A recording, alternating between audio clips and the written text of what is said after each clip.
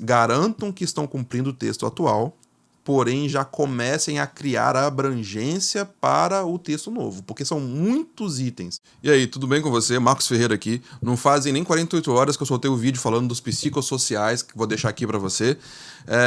Falando inclusive da próxima revisão da NR1, e ela acabou aparecendo aí pra gente. Então agora a gente tem o texto da nova NR1 já publicado no Diário Oficial da União.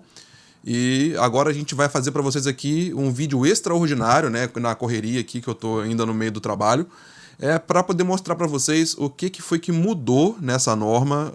Então encarem esse vídeo como um review, uma revisão, uma aula de revisão sobre a atualização da NR1. Eu já vou dizer para vocês que ela vai impactar demais o gerenciamento de riscos dentro do PGR, ou seja, haverão mudanças dentro do PGR. Então agora a gente vai partir para essa atualização com data de agosto de 2024. Uma coisa que eu esqueci de colocar aqui nessa apresentação é que, de fato, a atualização ela vem para 270 dias, ou seja, 9 meses a partir da publicação. Então, daqui a 9 meses, eu vou deixar a data aqui para vocês que eu esqueci de calcular, a gente vai ter essa norma em vigor, tá bom? Então, a primeira coisa que a gente vai ter como atualização, então a primeira questão que a gente tem aqui inserido na NR1, e que me deixa um pouco frustrado, é a questão dos psicossociais que a gente falou no último vídeo. Então, o que acontece? Se você observar bem o texto da norma, olha só, o gerenciamento de riscos ocupacionais deve abranger os riscos que decorrem de agentes físicos, químicos, biológicos, de acidentes e os ergonômicos, incluindo fatores psicossociais. Ok, é uma parte inicial, introdutória da norma, né? A organização deve considerar as condições de trabalho nos termos da NR17, incluindo os fatores de riscos psicossociais relacionados ao trabalho. E acabou. Ela não vai mais... possivelmente, em algum momento, ela até cita os psicossociais, mas ela não vai dar nenhuma diretriz para tratativa, para levantamento, identificação dos riscos psicossociais. Não posso dizer que eu estou frustrado. Ela está citando muito os riscos psicossociais atrelados aos riscos ergonômicos lá da NR17. Então, possivelmente, talvez esses riscos sejam tratados dentro da NR17 e aqui ela está apontando para lá. É uma possibilidade muito grande, visto que se você viu o meu último vídeo onde eu falei dos psicossociais, você vai lembrar que na época do E-Social, quando ele queria tratar esse tipo de riscos, ele estava ligando aos riscos ergonômicos. Então é uma grande possibilidade. Mas nesse primeiro momento que a gente tem é isso. Tá? É possível que dentro desses 9 meses apareça alguma diretriz lá dentro da NR17, então fiquem atentos a futuras atualizações que possam acontecer. Uma outra questão que vai acontecer bastante nessa atualização é a participação mais ativa dos colaboradores no gerenciamento de riscos. Antes a gente falava muito de equipe multidisciplinar e continuamos falando porque é fundamental, sem isso você não consegue avançar com o gerenciamento de riscos ocupacionais. Eu falo dele além do PGR. O PGR é um instrumento, uma ferramenta onde você documenta o gerenciamento de riscos ocupacionais, mas e ela sempre falou para você ouvir os trabalhadores, né? E agora ela fala sobre participação. Então, olha, a organização deve adotar mecanismos para a participação dos trabalhadores no processo de gerenciamento de riscos ocupacionais, proporcionando noções básicas sobre o gerenciamento de riscos ocupacionais. Antes, só tinha o item que está anterior, que é a consulta aos trabalhadores. Então, percebam que ela começa a dar mais voz e mais ação aos trabalhadores da sua empresa. Ela também vem tratar com algumas alterações sobre o risco, sobre o levantamento preliminar. E aí ela vai dizer, na verdade, quando deve ser realizado, né? Então, o levantamento preliminar de perigos e riscos deve ser realizado para identificar as situações em que é possível evitar ou eliminar os perigos. Eu vou lembrar vocês, eu falo muito disso aí lá no GRL 360, inclusive eu estou fazendo uma aula de atualização para lá agora, e lá dentro a gente sempre falou muito que a análise e o levantamento preliminar ele é para demonstrar os riscos para você e você já conseguir fazer uma mitigação. O texto atual da norma, porque isso aqui só vai estar vigente daqui a 9 meses, ele diz isso, ele diz que os riscos devem ser tratados na fonte. Quando não possíveis, eles são gerenciados. Então, de fato, aqui ele está dizendo, identificar situações que é possível evitar ou eliminar o perigo. E também identificar situações de risco ocupacional evidente. nas quais a organização deve adotar medidas de redução ou controle imediatamente. Então, se o risco está na cara, deve ser gerenciado, deve ser mitigado, deve ser controlado. Você não deve ficar com o risco ali tomando conta da sua empresa. E isso aqui é muito importante, porque era o óbvio, mas não estava escrito, né? Quando na fase de levantamento preliminar de perigos e riscos não for possível adotar medidas imediatas para reduzir ou controlar o risco ocupacional evidente, as medidas devem ser inseridas no plano de ação e o risco registrado no inventário de riscos. Isso é o que a gente já sempre falou, né? A gente sempre falou disso nos vídeos anteriores, do GRO 360, as pessoas aprenderam a trabalhar dessa forma e agora está escrito dentro da NR1, o que me deixa com um pouquinho de orgulho, não vou mentir para você, mas eu quero só ressaltar para você que toda vez que você levanta um risco e você não consegue gerenciar, ele vai para o seu plano de ação. Então você precisa gerenciar de forma futura. Agora, quão mais grave é esse risco, quão mais severo é esse risco, quão mais intenso é esse risco, mais rápido você precisa mitigá-lo. É isso que vai dizer a cadeia de prioridades da NR1. Aqui também existe um ajuste que foi feito, né, com relação aos grupos de exposição. Você vai perceber que é preciso, na etapa de identificação dos perigos, você tem que identificar quem são os trabalhadores que estão expostos a esse perigo ou esse risco. E aqui ele está simplesmente explicando que esse grupo de trabalhadores pode ser composto por uma pessoa só também, tá? Então pode ser um trabalhador exposto. Então o grupo pode ser um grupo singular, né? Vamos dizer dessa forma. Bom, aqui também está dizendo para documentar os critérios. Isso já estava na norma anteriormente, mas porém não tão claro. Agora está claro e evidente que a organização deve detalhar em documento os critérios de gradações de severidade, probabilidade, os níveis de risco e os critérios de classificação de riscos e a tomada de decisão utilizados no gerenciamento. O que eu estou querendo dizer para você aqui? É muito comum você pegar PGR hoje e ele aparecer lá com uma matriz de risco e acabou. Não é só isso.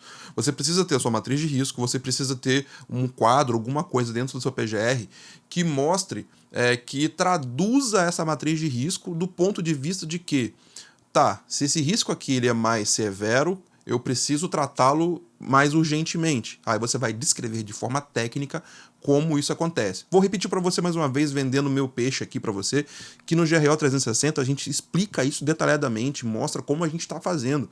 Inclusive tem um modelo do nosso documento lá, que você consegue utilizar porque ela está mastigado para você. Então é uma questão que você pode já analisar. Ainda sobre a severidade, a severidade deve ser estabelecida em razão da magnitude das possíveis consequências de lesões e agravos de saúde. E aqui no texto atual, considera-se também o número de expostos, e no texto novo ele desconsiderou o número de expostos. Mas vocês vão perceber que isso foi um ajuste. Isso foi importante, tá? Isso foi um ajuste. E eu vou dizer para vocês que já era um conceito que a gente já estava utilizando. Não dessa forma, mas vocês vão entender no futuro aqui, ainda nessa aula, o que a gente está querendo dizer para vocês. Ainda sobre severidade, né? Para cada perigo identificado, quando existir mais de uma consequência possível, deve ser selecionada a consequência de maior magnitude para fim de análise de priorização, tá? Então, se você tem um risco que gera mais de uma consequência, qual é a consequência mais grave? É essa que você vai abordar no seu PGR e no seu gerenciamento de riscos. É a partir dela que você vai fazer as suas contas aí na sua matriz de risco para fins de severidade. Com relação à probabilidade, a gente tem algumas questões que a gente tem que observar aqui. Primeiro, ele dividiu em duas partes, que são os riscos ambientais. Então, riscos físicos, químicos e biológicos, ele manda comparar com perfis de exposição de referência, no caso, em alguns casos a NR9, e também verificando a eficiência das medidas de prevenção que já estão implementadas. Então, você precisa ter isso detalhado já lá no seu levantamento. E para as questões de probabilidade de ocorrência de lesão de riscos ergonômicos e psicossociais, você deve observar a exigência daquela atividade, ela é exigida, como ela é executada, e se o que é feito, se o que é adotado para fins de medida de prevenção está sendo de fato implementado.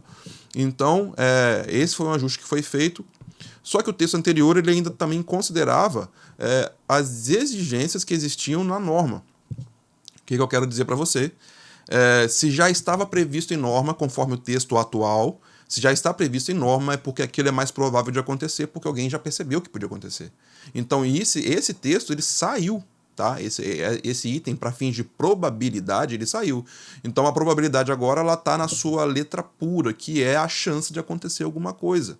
Né? Tá mais ligado à possibilidade, não é só porque está escrito em norma. Então, ele fez um ajuste aqui, né? Os legisladores fizeram um ajuste aqui, é importante que seja evidenciado para você. Uma outra inclusão que aconteceu também é em relação à revisão da avaliação de riscos. Lembre que o PGR não é um documento que tem revisão. Quem tem revisão é a avaliação de riscos do PGR. O PGR é um programa que você vai tocar ele na sua empresa continuamente.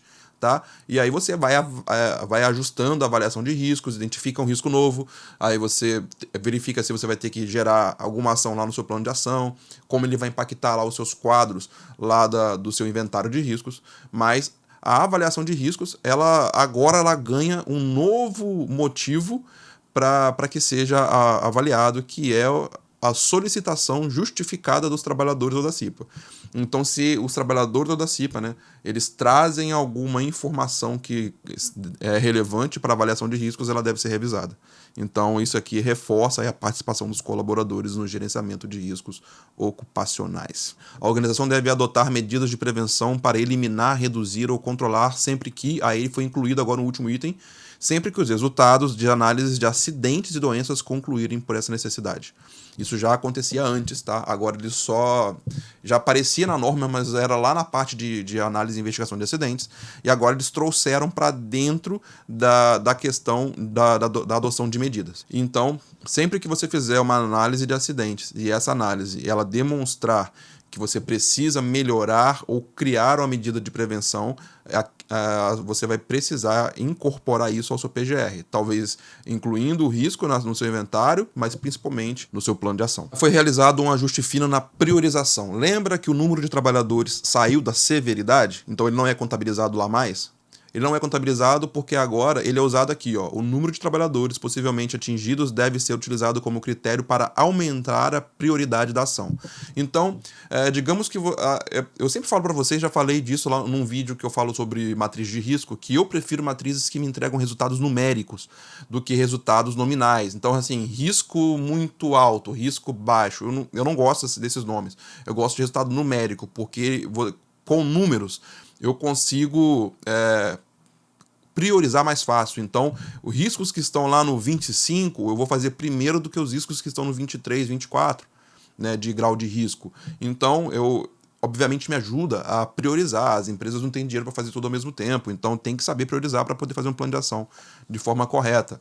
E quando eu falo não fazer tudo ao mesmo tempo, não estou falando deixar um monte para trás, não. Estou falando criar medidas paliativas para alguns e trabalhar definitivamente nos outros até conseguir trabalhar definitivamente em todos. Então tem que escalonar, tá bom?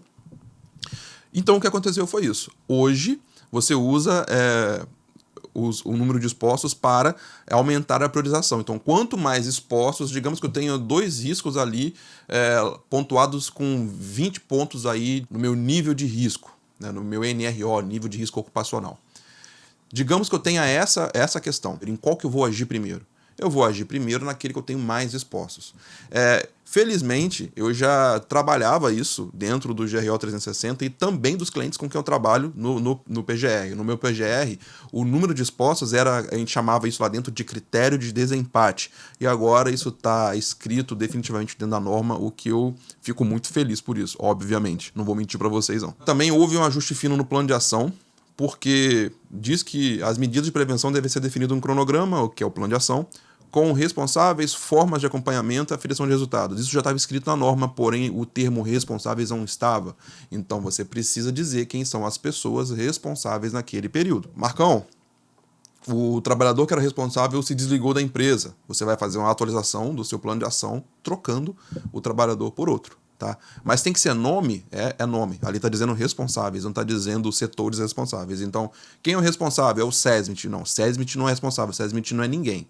Tá? Existe um técnico, existe um engenheiro, é o responsável, é o dono da empresa, então bota o nome dele lá. É o diretor XYZ, bota o nome dele lá. É assim que funciona plano de ação. Tá? Até para fins trabalhistas é assim que funciona. A gente continua seguindo aqui, ó. com mais um reforço para a participação dos colaboradores. Então, o desempenho das medidas de prevenção deve ser acompanhado de forma planejada, e aí já tem um texto que estava escrito antes, que é a verificação da execução das ações no local, né, com a continuidade, se aquilo que foi aplicado está sendo continuado, com inspeções nos locais e com monitoramento das condições. Você vai lá e faz uma avaliação antes, uma avaliação depois para você monitorar. E agora também está dizendo que tem que contemplar a participação dos trabalhadores e da CIPA quando houver, no caso a CIPA. Então, reforçou mais uma vez os colaboradores participando do GRO. Sobre a análise de acidentes, né, ainda foi incluído um item também, deve ser realizada análise de acidentes para eventos perigosos que poderiam ter consequências graves. Então aqui não é acidente, tá? A questão de realizar análise de acidente já estava escrito dentro da NR1. Já era um padrão lá dentro de você ter análise dos acidentes e elas precisavam ser documentadas. Isso continua. Porém, agora, ele está deixando claro que deve-se também fazer análise para quase acidentes, os incidentes, que são os eventos perigosos que poderiam ter gerado algo mais grave. Então, deve-se realizar a análise de investigação para todos os eventos acidentários, vamos chamar assim, acidentes de fato ou que poderiam ter gerado. Em relação a isso, também é preciso considerar dados da organização, dados epidemiológicos e as informações prestadas pelos colaboradores. Então ele está dando alguns pontos aí de mais robustez para a sua análise de acidente do trabalho, acidentes e doenças, tá? Então, dados epidemiológicos, vai inserir a medicina do trabalho na análise do acidente. Então, eles estão... Se você observar bem, o que aconteceu com essa revisão é que ela está deixando o texto mais maduro e mais robusto. Eu acho que é um avanço muito grande a nível de gestão de riscos e gestão de saúde ocupacional. Aqui também tem uma questão bem complicada, né? Já existe a previsão de um plano de emergência, né? Que é o plano de resposta a cenários de emergência ditos pela norma. Agora ela também está trazendo para você a questão de exercícios simulados. Então, olha só, a organização deve realizar exercícios simulados conforme previsto em procedimento de resposta de emergência, que é aquilo que eu acabei de falar para vocês, que deve incluir a sua periodicidade. Então, você, além de ter o procedimento de resposta de emergência, você também precisa ter os exercícios simulados para os momentos de emergência. Então, e incluindo de em quanto tempo será esses exercícios simulados. Você vai ser semestral, vai ser trimestral, aí é o seu procedimento de resposta de emergência que vai dizer. O que deve ter dentro do inventário? Quais são os itens que devem ser contemplados no inventário de perigos e riscos? Você pode ver que ele está diferente do texto anterior, porque, na verdade, ele manteve basicamente o mesmo texto e foi destrinchando um dos itens, ele destrinchou em mais. Só que ele incluiu uma questão, tá bom? Então, a questão de caracterização e de exposição dos trabalhadores aos perigos não estava antes escrita nesse item, agora ela apareceu. Então, você vai dizer lá se é habitual, permanente, intermitente, aí você vai dizer essa questão, porque antes ela não aparecia, agora ela aparece. E aí você percebe que, olha só, um dos itens é dados da análise preliminar e do monitoramento de exposição e agentes físicos, químicos, biológicos e os resultados das avaliações ergonômicas nos termos da NR17. Esse é o texto novo. Então, o seu inventário de riscos ele tem que ter os dados que você levantou na análise preliminar. Só que não escreve nada, não aparece nada sobre riscos psicossociais. E aqui tem uma polêmica. Como que eu vou falar dos riscos psicossociais? Ele não está dizendo aqui. Eu posso fazer aqui ou não é no inventário de riscos? Será que não é o PGR? Será que existe um outro documento? Será que eu vou precisar de relatórios paralelos anexos ao PGR? Então, é uma questão que a gente precisa analisar. Tá? A norma não disse. Eu acredito que muita gente vai acabar fazendo dentro do PGR, porque o PGR é o documento base do gerenciamento de riscos ocupacionais. Mas talvez você possa, por conta desse item aqui, ter documentos paralelos. Então analisa com cuidado aí quando você for fazer os seus. Temos ainda a questão dos terceiros e a prestação de serviço por terceiros. E o que acontece aqui? No texto anterior, era muito falado que era necessário que os terceiros, no caso o contratante e a contratada, trocassem informações sobre perigos e riscos e as medidas de prevenção. Agora ele ajustou esse texto e vem dizendo que, na verdade, tem que ser trocado o inventário de riscos ocupacionais e o plano de ação referente à atividade objeto da contratação. Tá? Então agora ele especificou o que de fato você vai fazer. Não é a que informações você vai dar. Não, de fato é o inventário de riscos e o plano de ação. Ressalto para você, não é para mandar o PGR inteiro, tá? O que está dizendo aqui é que são dos riscos referentes à atividade objeto. Então, se você contrata uma empresa de manutenção e você vai contratar, na verdade, só o serviço de solda, você precisa do inventário e do plano de ação lá do soldador, lá da atividade que esse trabalhador ou que esse grupo faz. Você não precisa dos outros setores que não estão interligados à sua contratação. Então, fica atento a essa parte também. Temos também, no caso das organizações contratadas em que os serviços são prestados somente pelo titular ou sócio, igual o MEI, né? Você contrata o MEI para fazer um trabalho dentro da sua empresa. A organização contratante deve estender suas medidas de prevenção aos riscos da atividade objeto de sua contratação quando atuarem em suas dependências ou local previamente convencionado em contrato. Nesse caso, a gente sabe que muitos profissionais autônomos não têm documentação.